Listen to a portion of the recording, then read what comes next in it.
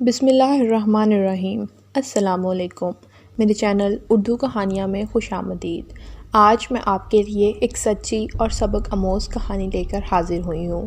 اگر آپ کو میری کہانی پسند آتی ہے تو لائک اور شیئر ضرور کریں، اور آپ میرے چینل پر نئے ہیں تو چینل کو سبسکرائب کر کے گھنٹی کا بٹن ضرور دبائیں۔ تو چلیں کہانی کی طرف آتے ہیں۔ دلاور بہت خوبرو نوجوان تھا۔ اپنے علاقے میں سب سے زیادہ بہادر اور جنگجو بھی مشہور تھا۔ اس کا باپ لوہے کا کاروبار کرتا تھا۔ اس کا باپ چاہتا تھا کہ دلاور کاروبار میں اس کا ہاتھ بٹائے، اپنی ذہانت سے کاروبار کو مزید بڑھائے، لیکن اس کے برعکس دلاور کو کاروبار سے کوئی دلچسپی نہیں تھی۔ دلاور سیر و سیاحت اور شکار کرنے کا شوقین تھا، ساتھ ہی ماہر نشانے باز بھی مانا جاتا تھا۔ اپنے دوستوں کے ہمراہ وہ اکثر شکار کی غرض سے دور دراز مقامات پر چلا جاتا اور کئی دن واپس نہ آتا۔ اس کے ماں باپ بہت پریشان رہتے کیونکہ وہ ان کی اکلوتی اولاد تھا۔ انہیں دلاور سے بہت امیدیں تھیں جو فی الحال پوری ہوتی نظر نہیں آ رہی تھیں۔ نواز خان شام کو گھر لوٹا تو دلاور اپنی ماں کی گود میں سر رکھے لاڈ اٹھواتا نظر آیا۔ دلاور نے اپنے باپ کو دیکھا تو فوراً سیدھا ہو گیا اور سلام کیا۔ السلام علیکم بابا۔ وہ مؤدب سا تھا۔ وعلیکم السلام۔ جیتے رہو، کب لوٹے بیٹے؟ دلاور نے بتایا کہ تھوڑی دیر پہلے ہی۔ ٹھیک ہے، میں ذرا کپڑے بدل لوں، پھر تم سے ضروری بات کرنی ہے، باہر مت چلے جانا، نواز خان نے اپنے کمرے کی طرف بڑھتے ہوئے اسے کہا۔ دلاور نے سر ہلا کر جی کہا۔ کچھ ہی دیر میں دونوں باپ بیٹا آمنے سامنے بیٹھے تھے، جبکہ صفیہ بیگم ان کے لیے چائے بنا کر لے آئیں۔ چائے پیتے ہوئے نواز خان نے دلاور کو دیکھا جو آج خلاف معمول خاصا سنجیدہ نظر آ رہا تھا۔ کیسا رہا تمہارا شمالی علاقہ جات کا ٹور؟ انہوں نے اسے مخاطب کیا۔ اچھا رہا بابا، بہت مزہ آیا، دلاور نے مسکراتے ہوئے کہا اور پھر انہیں تفصیل بتانے لگا۔ اچھی بات ہے بیٹا، مگر کیا؟ میں چاہتا ہوں کہ اب تم کاروبار کی ذمہ داری بھی اٹھاؤ۔ میں بوڑھا ہو چکا ہوں، میں اب مزید بوجھ نہیں اٹھا سکتا۔ تم میرے بیٹے ہو، میرے بازو، تم میرا سہارا نہیں بنو گے تو پھر کون بنے گا؟ اس عمر میں تو لوگ اللہ اللہ کرتے ہیں، اور ایک میں ہوں جو دن رات بس پیسہ بنانے کے چکر میں ہی الجھا رہتا ہوں، بس کاروبار میں زیادہ سے زیادہ منافع کماؤں، یہی فکر رہتی ہے۔ بیٹا، اب میں کچھ آخرت کی فکر بھی کرنا چاہتا ہوں۔ میری خواہش ہے کہ یہ ذمہ داری اب تم اٹھاؤ۔ نواز خان اتنا بول کر خاموش ہوئے تو دلاور نے نہایت سنجیدگی سے باپ کو دیکھا۔ بابا، آپ بے فکر ہو جائیں، انشاءاللہ میں 1-2 دن تک ساری ذمہ داری سنبھال لوں گا۔ نواز خان نے مسکرا کر بیٹے کو دیکھا۔ انہیں توقع نہیں تھی کہ وہ اتنی آسانی سے مان جائے گا، ورنہ وہ تو ہنس کر ٹال جاتا تھا۔ انہوں نے مسکراہٹ چھپا کر دلاور سے کہا، بیٹا 2 دن کیوں، کل سے کیوں نہیں؟ بابا 2 دن تو انجوائے کرنے دینا، اب اتنی جلدی آزادی تو نہ چھینے مجھ سے، دلاور نے شوخی سے کہا۔ تو نواز خان ہنسنے لگے۔ صفیہ بیگم نے بھی ہنس کر دلاور کے سر پر ہاتھ پھیرا، جبکہ وہ ماں باپ کو خوش دیکھ کر مطمئن ہو گیا۔ 2 دن بعد دلاور نے حقیقت میں اپنا کہا سچ کر دکھایا۔ لاابالی پن اور شوخی کی جگہ سنجیدگی نے لے لی۔ نواز خان اس تبدیلی پر حیران تھے اور خوش بھی۔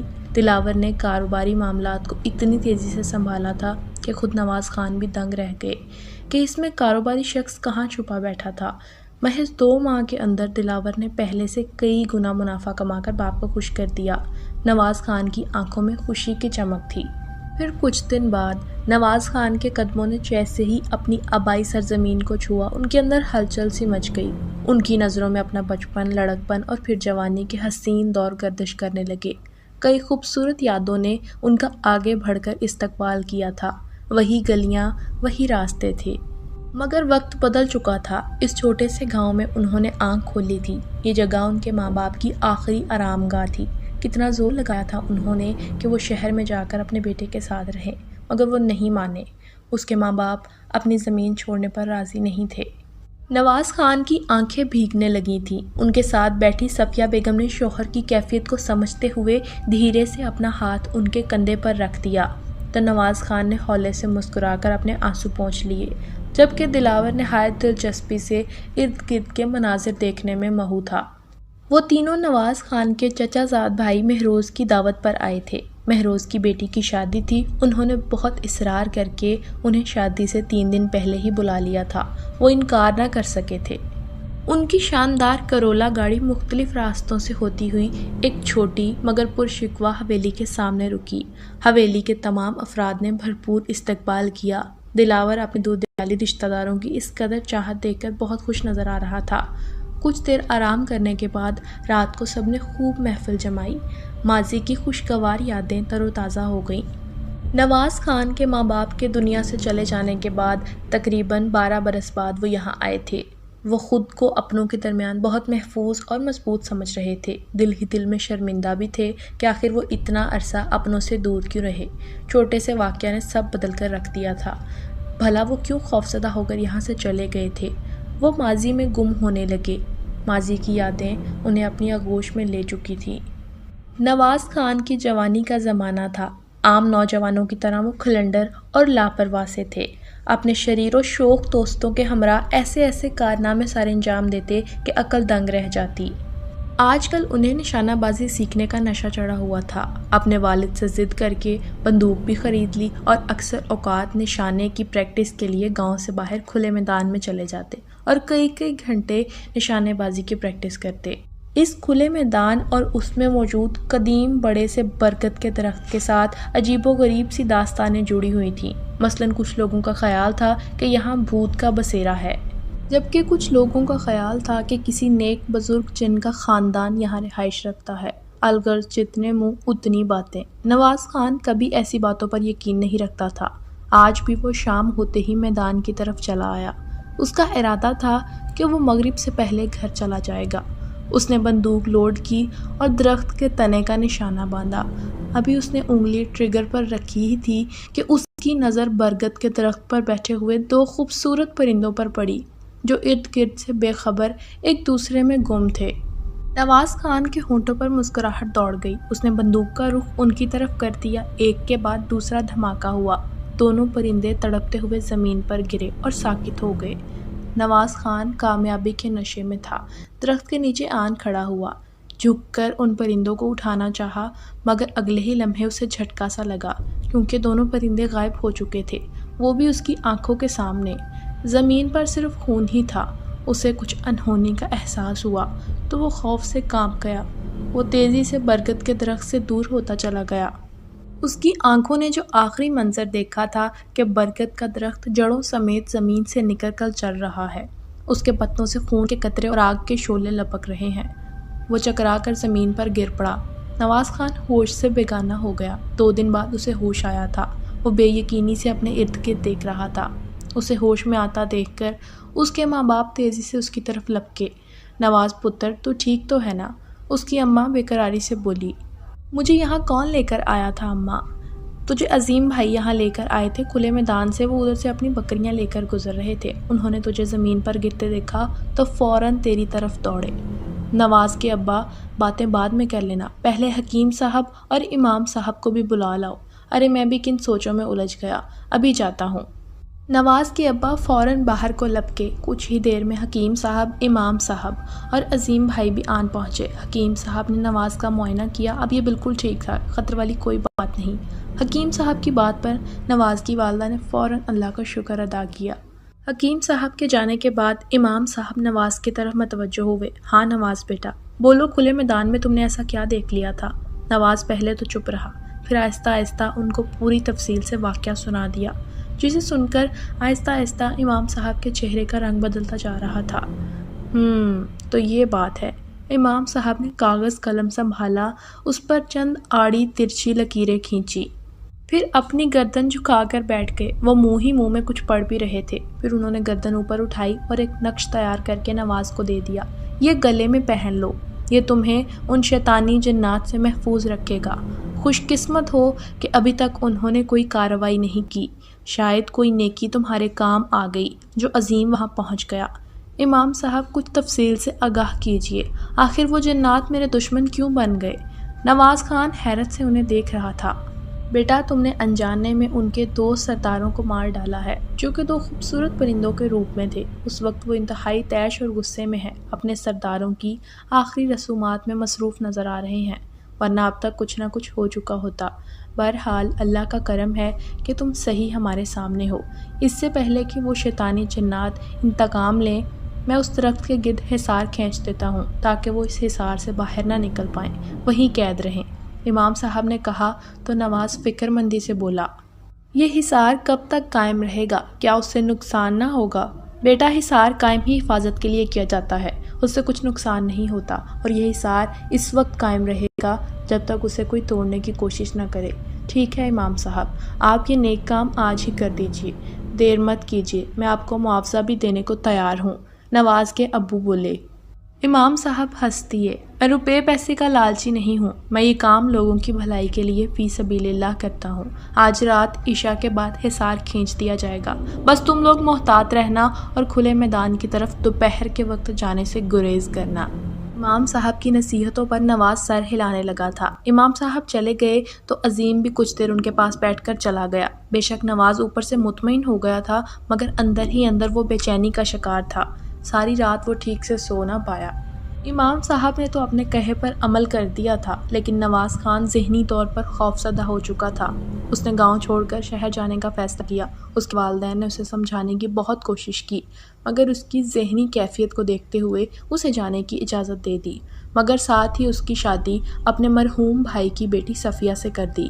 یوں وہ اپنی بیوی کو لے کر شہر آ گیا، اور آج پورے 12 برس گزر جانے کے بعد پھر اسی گاؤں میں موجود تھا۔ اس کے دل و دماغ سے یہ واقعہ کب کا مٹ چکا تھا، لیکن باتوں باتوں میں کھلے میدان کا ذکر آتے ہی تمام واقعہ پھر سے اس کے دماغ میں تازہ ہو گیا۔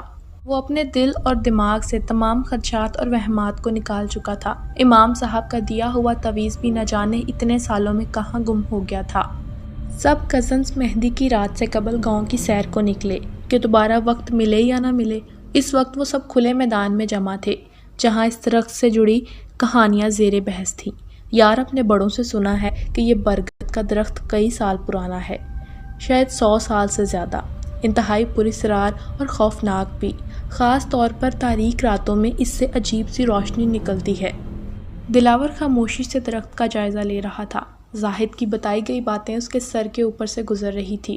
وہ بھوتوں کا بالکل قائل نہیں تھا۔ اس کے خیال میں یہ سب ماورائی کہانیاں تھیں جو ابھی تک لوگوں کے ذہن میں بیٹھی تھیں۔ نواز خان نے دلاور کو اپنے ساتھ پیش آنے والا واقعہ بھی بتایا تھا، جسے وہ ماننے سے انکار کر گیا۔ اس کے خیال میں یہ سب اس کے والد کی آنکھوں کا دھوکہ تھا، یا پھر اندرونی خوف جو اسے یہ سب دکھائی دیا۔ بہرحال اس وقت وہ اس قدیم درخت کے پاس کھڑے تھے جو سب کی توجہ کا مرکز بنا ہوا تھا۔ شام کے سائے گہرے ہو رہے تھے اور اس میں یہ درخت عجیب سی وحشت کا سما پیدا کر رہا تھا۔ وہ سب واپسی کے لیے جانے لگے تو دلاور نے ان سے کہا، اب آ ہی گئے ہیں تو کیوں نہ اس درخت کے نیچے چلیں اور چل کر محسوس تو کریں اس کی پراسراریت کو۔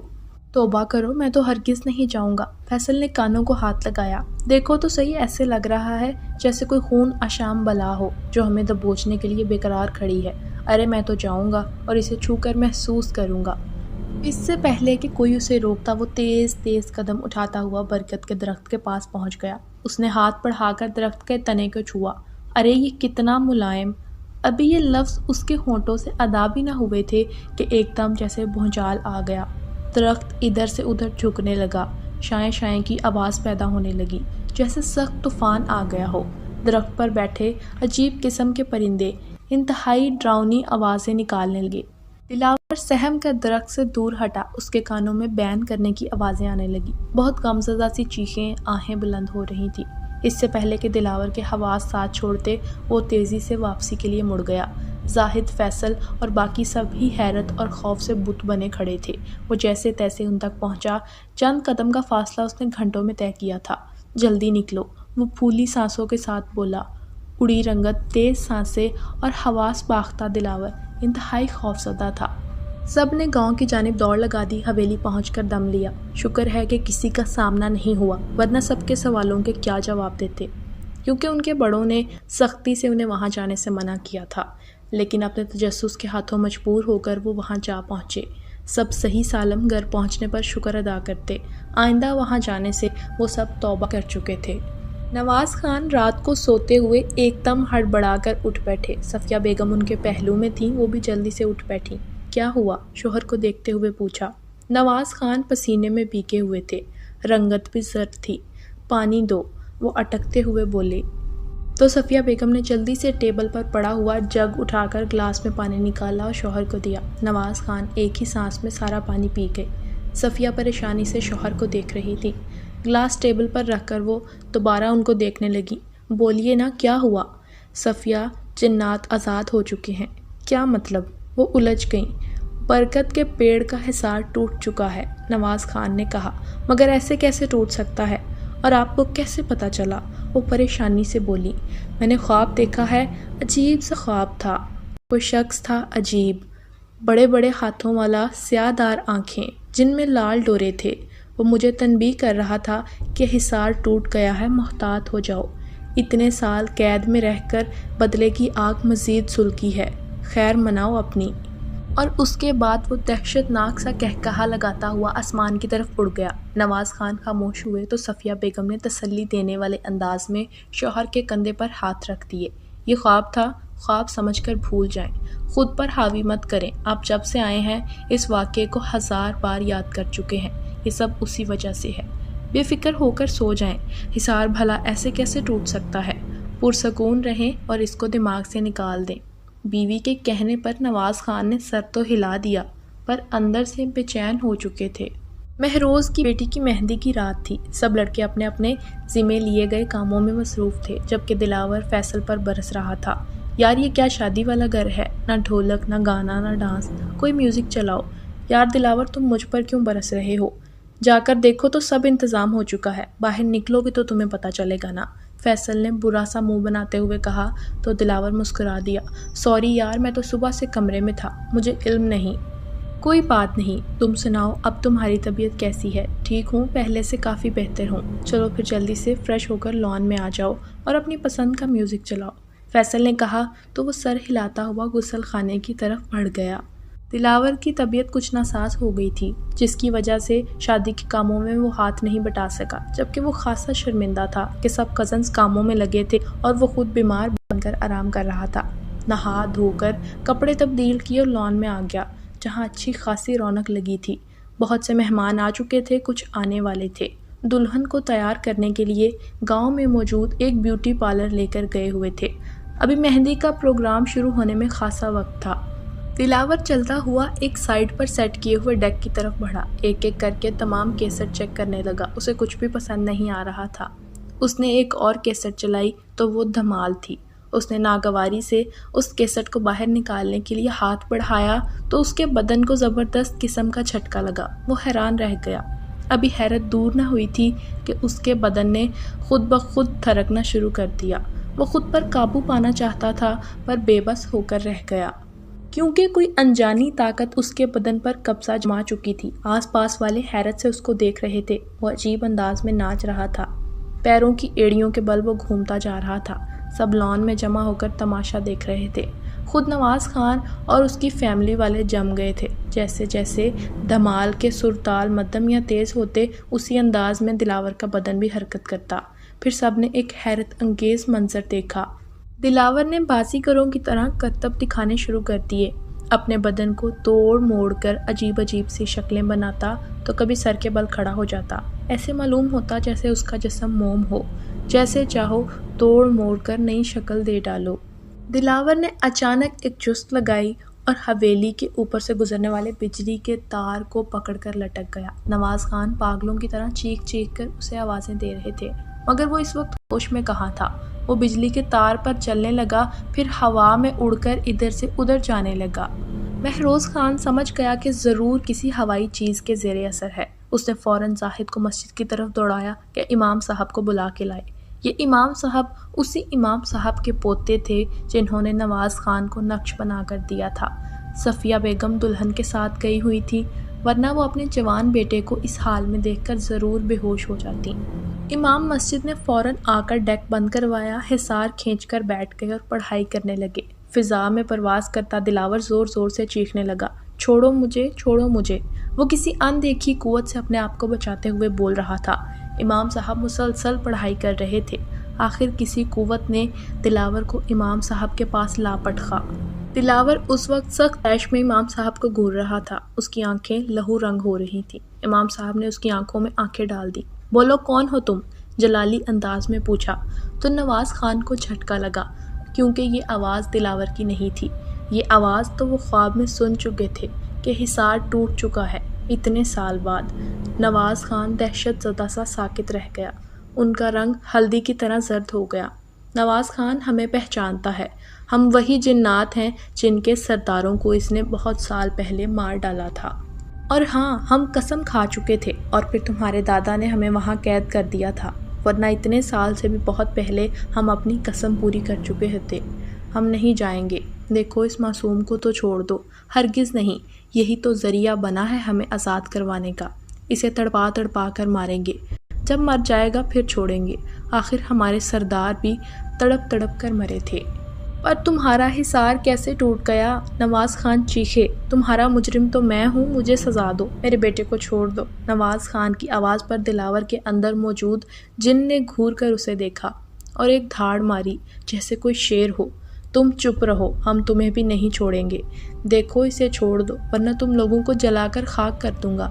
امام صاحب جلالی انداز میں بولے۔ سارے حربے آزما لو، ہم نہیں جائیں گے۔ وہ ضدی لہجے میں بولا تو امام صاحب کو غصہ آ گیا۔ انہوں نے وظیفہ پڑھنا شروع کر دیا۔ دلاور کے کپڑوں کو آگ لگ گئی۔ وہ زور زور سے چیخنے لگا، بچاؤ بچاؤ۔ وہ تکلیف سے کرا رہا تھا۔ امام، وظیفہ بند کر دو ورنہ اسے جلا کر بھسم کر دوں گا، غصے والی آواز میں کہا گیا تو امام صاحب بے بس ہو کر رہ گئے۔ وہ سمجھ گئے تھے کہ وہ ظالم دلاور کے جسم سے نکل چکا ہے اور یہ آگ دلاور کو ہی نقصان پہنچائے گی۔ انہوں نے پڑھائی بند کر دی۔ دلاور کے بدن کو زور سے جھٹکا لگا اور کلا بازیاں کھانے لگا۔ یوں ہی کلا بازیاں کھاتا ہوا نواز خان کو لیتا ہوا وہ زمین پر گر پڑا۔ نواز خان نے ادھر ادھر اپنے بچاؤ کے لیے ہاتھ پاؤں چلائے، مگر گرفت مضبوط تھی۔ نواز خان کی گردن پر دباؤ بڑھتا گیا۔ سب لوگوں نے سہم کر آنکھیں بند کر لیں۔ مہروز نے آگے بڑھ کر نواز کی مدد کرنی چاہی، لیکن امام صاحب نے روک دیا۔ نہیں، تم اپنی جان سے جاؤ گے، یہ بہت خطرناک ہیں۔ پورا قبیلہ یہاں موجود ہے، وہ تمہیں مار دیں گے۔ مہروز خان بے بسی سے رو پڑا۔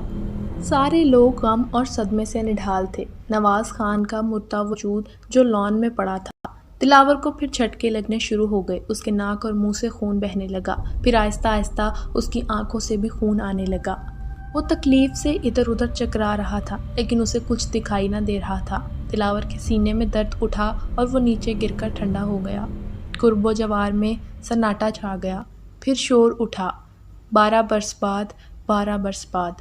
امام صاحب نے سر چکا دیا، ان کی آنکھوں میں آنسو تھے۔ انہوں نے اشارے سے مہروز خان کو بلایا۔ غم اور صدمے سے چور مہروز خان ان کے سامنے پھٹ پڑا کہ آخر یہ حصار کیسے ٹوٹ گیا امام صاحب، وہ بھی اتنے سالوں بعد۔ آپ کے دادا مرحوم نے تو کہا تھا یہ نہیں ٹوٹے گا۔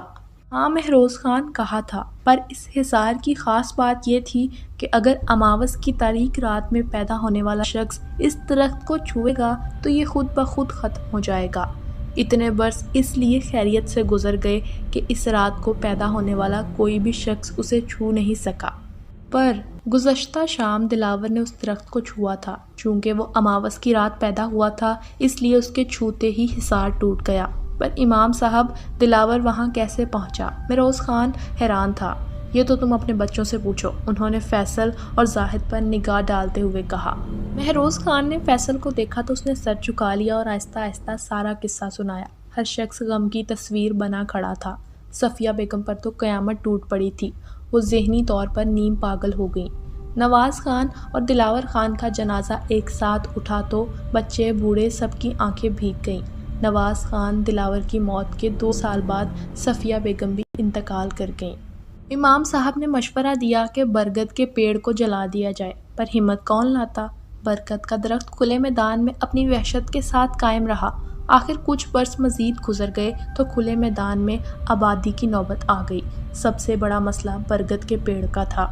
مہروز خان کے بڑے بیٹے زاہد نے ہر طرف اپنے ہرکاڑے دوڑا دیے تاکہ وہ کسی عالم باعمل کا بندوبست کر سکیں۔ آخر ایک عامل باعمل سید جمال شاہ مل ہی گئے۔ انہوں نے حصار کھینچ کر پڑھائی کی، مگر انہیں کچھ محسوس نہ ہوا تو انہوں نے بتایا کہ جنات جا چکے ہیں، کوئی خطرہ نہیں۔ سو وہ برگد کا پوری سرات درخت نظر آتش کر دیا گیا۔ کھلے میدان میں انسانی بستی بن گئی، پر نواز خان اور دلاور کی قبریں آج بھی نشانی بنی ہوئی ہیں۔